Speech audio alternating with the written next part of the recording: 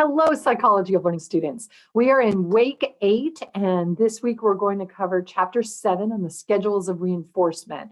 For some reason, I love this chapter. I never have understood why I like it so much, but just thinking about the different ways that you can reinforce things, the different schedules, I find fascinating. Okay, I'm going to share the screen so we're looking at the Chapter 7 PowerPoint slides. And to cover this chapter, and a big thank you goes to Dr. Stephanie Stern for creating these slides. I really like them. If you see her, tell her how much you've enjoyed them. So in this first video, I'm going to talk about continuous schedule of reinforcement, fixed ratio, variable ratio, fixed interval, and variable interval. And then in video 2, I'm going to talk about extinction, some more simple schedules, and we're going to actually talk about some compound schedules in the second video too. All right, well, let's get to the first one. So what is continuous reinforcement? With continuous reinforcement, every single time the organism, the rat, the pigeon, yourself, does the behavior, they get the reinforcement. So if you're thinking about a rat in the Skinner box, every time they press the lever, they get a little pellet of food. With a pigeon, every time the pigeon pecks, the pigeon gets the food. If you're talking about your child, every time your child cleans his room, you give him a great job, high five, you're amazing. So every time the behavior is given, the organism gets the reinforcement every single time. This one-to-one ratio, the continuous reinforcement schedule, really is efficient. It's the quickest way to get the person to learn to do the behavior. It's the most rapid way to change a person's behavior. Or let's think about your dog. You want your dog to sit. Once your dog sit, when you say sit and the dog sits and you give him a little treat. You say sit, the dog sits, you give him a little treat. That continuous reinforcement, that's going to be the quickest way to get the dog to learn how to sit when you say the word sit. It's not common in nature, we don't think, because there's so many things that get in the way of a reinforcement happening every time that in the real world, so to speak, we're not sure how much that happens. It's really great for shaping behavior. We'll talk more about that later. But the continuous reinforcement schedule is interesting, but to me, it's these intermittent ones that I find fascinating. And the way we've got 4 different intermittent ones: fixed ratio, fixed interval, variable ratio, and variable interval. And you can think of them in terms of this 2x2 matrix here, where certainty is one of the things that is varied. So with fixed intervals, with fixed schedules of reinforcement, be it fixed ratio or fixed interval, after a certain number or time passes, and it will always be the same, then you're going to get your reinforcement. So the certainty is high. It's at a certain time or at a certain number or after a certain number of presses, you're going to get the reinforcement. With variable, it's going to be on an average number of response behaviors or after an average amount of time, then you're going to get the reinforcement. So it's going to be different every single time. So fixed, there's an actual certain number or time. Variable, it's very uncertain. It's on average a certain number or a certain amount of time.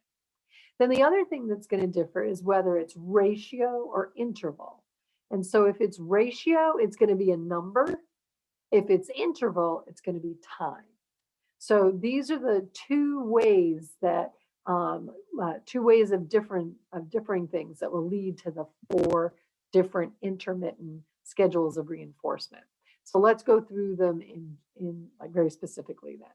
So fixed means the time and number is always the same. Variable, time and number changes. Ratio, the reward is or the reinforcement is determined by the number of behaviors. Interval, the reward is determined by the period of time. So let's go through all 4 of them. The first one, fixed ratio. So the behavior is going to be reinforced when it occurs a fixed number of times. So we might have a schedule that's called like an FR3, would mean that every time you do whatever the behavior is, let's say it's working out, FR3, every time you work out for 3 times, then you get to eat out, if eating out is your reinforcement. I have, or Dr. Stern has a yogurt card here. If you buy 6 yogurts, then you get the 7th one for free. So the behavior, this would be an FR6. You have to buy 6 yogurts, and then you'll get the reinforcement getting the last yogurt without having to pay for it.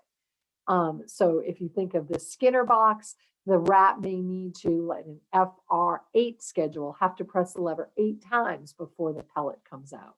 An FR100, he has to press it 100 times before the pellet comes out. Okay. Now, behavior with fixed ratio is pretty good, but one thing that we notice, we call it the post-reinforcement pause. Right there's a tendency for the organism to stop doing the behavior right after they get the reinforcement. So if you're going to reinforce yourself on an FR3 schedule, so you work out once, then you work out again, then you work out a third time, now you get to eat out, probably you're not gonna, there's gonna be a little pause before you start again and work out another time, and then another time, and then another time, get your reinforcement. You see with the rats, they'll press the lever 10 times on an FR10 schedule. And then after they get that reinforcement, there's a little pause, and then they start doing it again. So, so that's the fixed ratio. Let's do a very concrete example. Let's say a teacher put a child on an FR2 schedule. So the teacher asks the question, the child answers correctly, no reinforcement happens, because remember, it's an FR2, they have to do it twice. The teacher asks a question the second time, the child answers correctly, now the child gets reinforced. Then the teacher asks a question, child answers correctly, no reinforcement, because they have to do it twice. Ask a question, answer correctly, now they get reinforced. And you can see how this works. So that's the fixed ratio schedule of reinforcement. You get reinforced after a certain number of behaviors are done, and the number stays the same the whole time. Okay. Now let's talk about the variable ratio. So with variable ratio, the behavior is going to be reinforced after an average number of behaviors, but not a set number. So in an FR10 schedule, then on average, after 10 behaviors, you're going to get reinforced. But you know what averages are like. Sometimes it could be 2, sometimes it could be 20. On average, it's going to be around 10, but it's going to be all over the place. One of the best examples of this is the slot machine. So when you press the slot machines work on a variable ratio schedule. Now, they don't tell the patrons what the variable ratio schedule is. But if you stayed at a machine long enough and counted it, you could probably figure it out. It'll be around an average. But as you're pulling the lever, you never know whether or not, like how many times you're going to have to pull it before you're going to get reinforced. You just know on average it'll be a certain number. So, and you don't even know what that number is. So, okay, VR10 reinforcement will on average happen the 10th time the behavior occurs, but on average, so it won't be on any specific trial. You get no post reinforcement pauses with this. Think about if you're pressing that lever when you're gambling, slot machine, the slot machine lever, right after you get the reward, it could be the very next time you're going to get rewarded again. So there doesn't seem to be this post reinforcement pause like you get with the fixed ratio or the fixed interval ones. So you get nice steady performance with variable ratio. And this seems to be very common in the real world, in nature. Think about a mice out there trying to go after prey. After he pounces on prey, sometimes he might get the prey and be able to eat right away. But another time the prey might get away. On average, to stay alive, he might have to go after 3 prey on average before he gets to eat. But sometimes it'll be 1, sometimes it'll be 9. It'll just be on average 3 or whatever that ratio is, whatever that variable ratio number is. Okay, now Here's just an example. With the cheat, I forgot that slide was there. So, all right, here's an example of a VR2 schedule with that same teacher. So we did it before with the fixed ratio 2 schedule, and you saw how it looked. This is the VR2 schedule. So the teacher asks a question, the child answers correctly, and they get reinforced this first time. But then the next two, there's no reinforcement. But then the fourth time there is. The fifth time there isn't. The sixth and the seventh, there it is. On average, the child's getting reinforced after two correct answers. But because it's on average, the first time it's after one, the second time it's after three, the next time it's after two, the next time, like you can see how it just keeps differing and differing. But on average, it's two. So that kind of gives you an idea of what the VR2 variable ratio schedule looks like. Okay, let's do a fixed interval now. This is when reinforcement occurs after a fixed period of time. And that behavior has to occur at least once during that time period. So this might be your parent saying to you, if you clean your room sometime this week, then on Saturday, I'll take you for ice cream. Now you can clean that room on Sunday or Monday or Tuesday or Wednesday or Thursday or Friday. It doesn't matter. As long as it's done once, then mom's going to take you for ice cream. I'd like you to be aware too, in that example, if you clean it on Saturday and clean it again, if you clean it on Sunday and you clean it again on Wednesday and you clean it again on Friday, you still only get ice cream on Saturday and only one ice cream. So the behavior has to just happen once during a period of time. And once, if it happens during that period of time, even once, then when that interval is set, the organism will get reinforced. Okay. So subsequent behaviors, cleaning a second time, a third time, isn't going to lead to another reward, another reinforcement. With the fixed interval training, we get that post-reinforcement pause again. So mom takes you for ice cream, you're not cleaning the room that day. You're going to take a little vacation, and then you'll clean it once during that next week. So the example that's in all of the books for fixed interval has to do with when you're baking something. It doesn't matter how many times that you open up that oven door. If you think of the opening up the oven door as the behavior, and the reinforcement is getting to eat the bread or the pie, you have to wait. Let's say it takes an hour to cook the pie or the bread. You have to wait that hour. It doesn't matter if you open up that door 20 times. It like during that hour or just once after the hour is done, opening it up once will give you access to the reinforcement. Okay, so I'd like you to stop the video right now and really sit down and ask yourself, how is fixed interval different from fixed ratio? In your own words, answer that question. How is it the same and how is it different? I know I might be beating this to death, but putting this in your own words right now, I think will really help you do well in the exam, help you to cement what these things really are. So stop the video, write down, how is fixed interval different from fixed ratio and how is it the same from fixed ratio? Okay. All right. Okay, I'm glad you stopped the video and did that.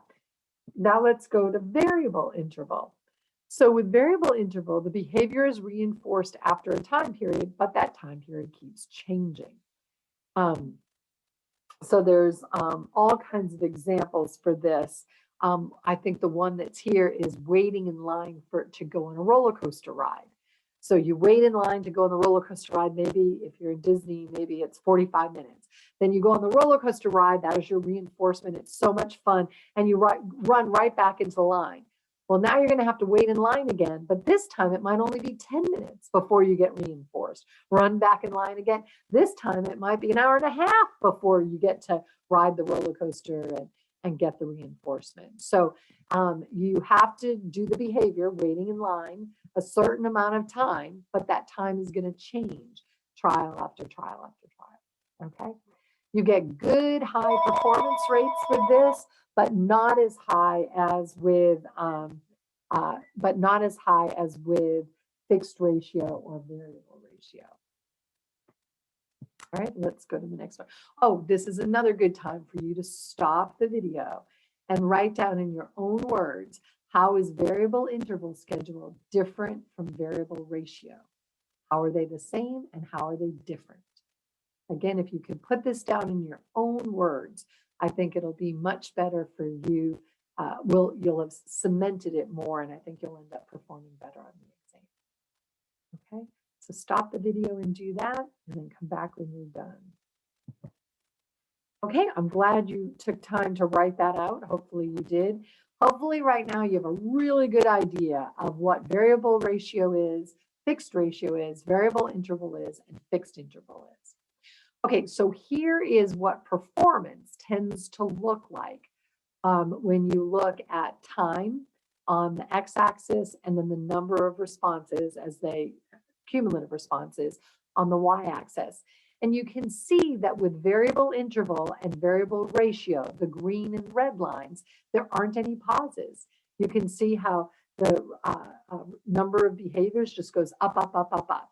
And you can see how it goes up quicker with variable ratio than it does variable interval. So it's going to take longer for your organism to learn on variable interval than variable ratio.